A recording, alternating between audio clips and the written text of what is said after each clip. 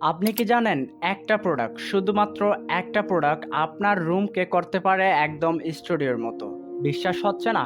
তাহলে আমাদের এই ইউনিক প্রোডাক্টটি দেখুন, ক্রিস্টাল বল। কিন্তু এটা সাধারণ ক্রিস্টাল বল নয়, আমাদের আছে দুইটি design, 3D galaxy crystal ball আর 3D ফায়ার ক্রিস্টাল বল।